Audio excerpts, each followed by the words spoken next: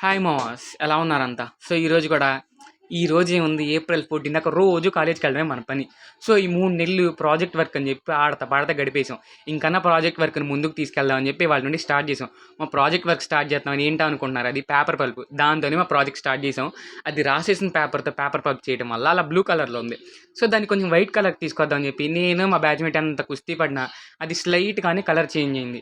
So, దాన్ని ఇంకొంచెం improve చేద్దాం అని చెప్పి దానిలో కొంచెం బేకింగ్ సోడా యాడ్ చేసి అంత మిక్స్ చేసిన కలర్ మారట్ల. సో, ఇంకేం చేస్తాం దాంతోనే ట్రై చేద్దాం అని చెప్పి ఇంక పేపర్ చేయడం స్టార్ట్ చేసాం అనమాట.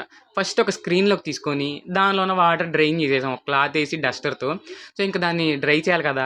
అలా తీసుకెళ్ళి హీటర్ మీద పెట్టేసాం. ఎలా హీట్ అవుతుందని చూస్తున్నాం చూసారా? మా తిప్పలు మామూలుగా కాదు. అందులో నుండి పొగలొచ్చేసేస్తున్నాయి.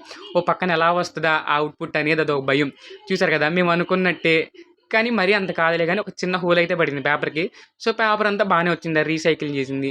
పొద్దుట నుండి కష్టపడితే మధ్యాహ్నానికి అవుట్‌పుట్ వచ్చింది. సో, ఇంక లంచ్ టైమ్ అయింది కదా! నేను ఎలాగో బాక్స్ తీసుకెళ్ళలేదని చెప్పి మా బ్యాచ్‌మేట్ నాకు బాక్స్ షేర్ చేశాడు. ఇంక తినేసి మళ్ళీ రంగంలోకి దిగాము. ఆ మిక్సింగ్‌లోకి కొంచెం కార్న్ స్టార్చ్ యాడ్ చేద్దామని చెప్పి దాన్ని ప్రిపేర్ చేస్తున్నాం. మా దగ్గర స్టవ్ ఏం లేదని చెప్పి హీటర్‌ని యూజ్ చేస్తున్నాం. ఎలక్ట్రిక్ హీటర్‌ని.